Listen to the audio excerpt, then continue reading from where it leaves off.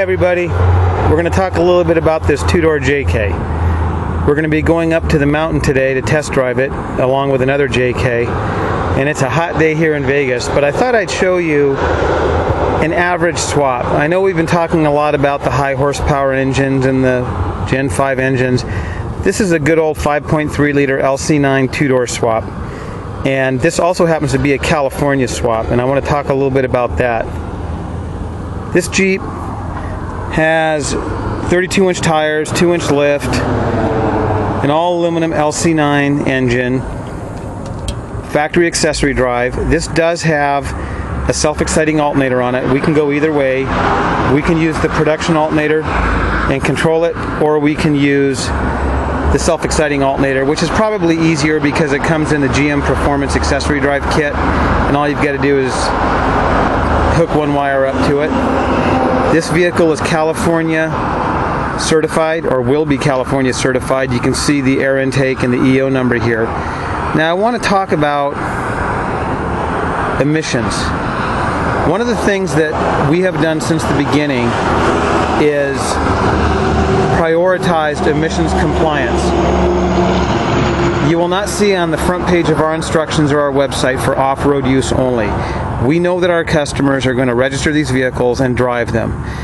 Just because your jurisdiction does not do emissions testing does not mean you don't have to be compliant. Every year, more and more states, more and more jurisdictions are doing emissions testing. In addition, in the areas where they do emissions testing, it's going to become more difficult to remain compliant. Referees that used to overlook things are getting stricter. Can you still get a non-compliant vehicle through? Yes, of course. That happens all the time. But the laws are tightening up. We have over 25 of these in California now certified, and the reason is we follow the rules. We run a complete General Motors operating system. The network is complete. It's pure. What that means is, as mandated by the US EPA, all the donor vehicles' hardware and software must be brought over. That includes the computer modules, the emissions equipment, the calibrations, the software. All must come from the donor vehicle. That is why we do what we do. Now, there are swaps out there that are hybrids. They will run the LS engine inside of a Chrysler operating system. That is not US EPA compliant. And there are other issues, drivability. I have several customers I'm working with right now, actually 3, that have these hybrid systems that are having drivability issues and are not emissions compliant and having issues with that. So please do your diligence. An LS engine, a truck engine with a manual transmission in general, is not compliant because the transmission is part of the emission system. An LS engine from an earlier vehicle, then your chassis is not compliant. Our setup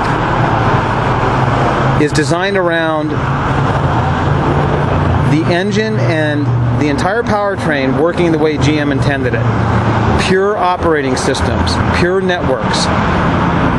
All the components in this, virtually all the components in this swap, can be had at your local dealer. Now, with the GM accessory drive, the AC hoses and power steering hoses are bespoke. You know, we have to make those. However, you can obtain those at most any in most major cities. If you ever had an AC hose leak, that can be repaired. The engine mounts are factory GM. The computers are factory GM. The harness are factory GM. Pretty much a GM dealership can service this vehicle just as if this was a Silverado with a Jeep body on it. Now let me explain our philosophy, and we've been doing this 8 years in the JK. Our number one priority is to keep these illegal on the road the way the US EPA mandates it. That means we must bring everything over. So the option of hacking or patching in an LS into another operating system, or hacking and patching the LS operating system and going with a GM Performance powertrain tune, for example, is not an option.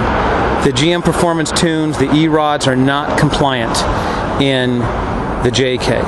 So we bring over everything from the donor vehicle. We run the stock calibrations. That means you can have a service at a GM dealership. On the flip side, the Chrysler operating system and network remain pure. We do remove the codes out of the Chrysler PCM so that the lights aren't flashing on your dash, but even if we didn't do that, the vehicle would run and drive. So what we have is a pure GM operating system the way GM intended it, a pure Chrysler operating system the way Chrysler intended it, and then a simple bridge in between.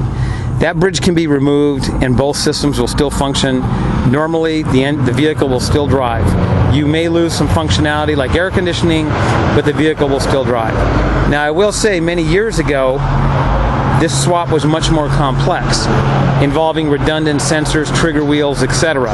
All that's been eliminated. The swap has been rationalized. We are now down to pretty much a stock wire count rivaling the original vehicle. We're running pure calibrations, unlike superchargers or Hemis. We are running a pure GM powertrain. We're not trying to get the LS engine into a Chrysler operating system, which is somewhat Frankenstein when you consider the adapters and the trigger wheels and the other things that need to go into it, which are all bespoke items which cannot be obtained at the local auto parts store. So what we've done here is we've essentially built a complete GM network inside of a Jeep body. That allows you to get it serviced, that allows you to get parts for it. That means you don't actually have to come back to us because this can be serviced by most mechanics. Now, when it comes to the actual swap itself, we have streamlined it tremendously from the early days. Running the factory harnesses now and the plug-and-play setup has reduced the time to build the swap dramatically. With this LC9 5.3 all-aluminum engine, it weighs approximately the same as a 3.8, so you're not modifying the suspension. We're not moving the battery tray, we're not turning the battery, we're not moving the steering shaft, cutting the firewall for that, we're not hammering in the firewall. It really is a straightforward swap. The only modification on the body or chassis is putting the engine mounts in, and that's it. So the swap has really become rationalized and it's extremely easy to do for anybody with experience. This JK, as you can see, has all these grille obstructions. You got lights, license plate, winch, bumper, and it's still running cool with our heavy-duty radiator and stock fan because it's a 5.3 and it is hot here in Vegas right now, and this is a black JK. So we're going to take this JK out along with something completely different, a heavy four-door with a Gen 5 6.2, and we're going to compare how the two do on the trail, and we'll report back. But I wanted you to see a good old JK with a good old Gen 4 swap.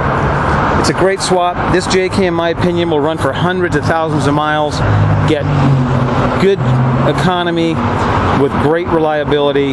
We have dozens and dozens of these on the road, some with over 100,000 miles. And I don't think we should overlook where we've come and where we came from. And I hope that this video explains a little bit why we do what we do. Sometimes I get questions where guys ask, well, why are we running the two data link connectors? And it's because we're running two pure systems, and we don't think it's fair to the customer to put a product out that we know you're going to drive on the road but cannot register.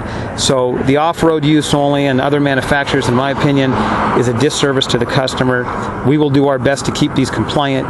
We are very soon going to start supporting the 16s in California, since California has now changed their rules and we are now supporting the Gen 5 motors, and we're going to do it the right way. We're going to do it the way that's required, not do it the wrong way and then either do it over or hope to try to get a referee that'll sneak it through. So that's an explanation of why we do what we do. It's the only way to do it right. It's the only way to do it legal. So if you want to do an engine swap, I suggest you do your diligence. You don't want any surprises with parts availability, programming, emissions compliance after you get your JK on the road. So we'll be heading out to the mountain here soon, and we'll see how this JK does. Thanks.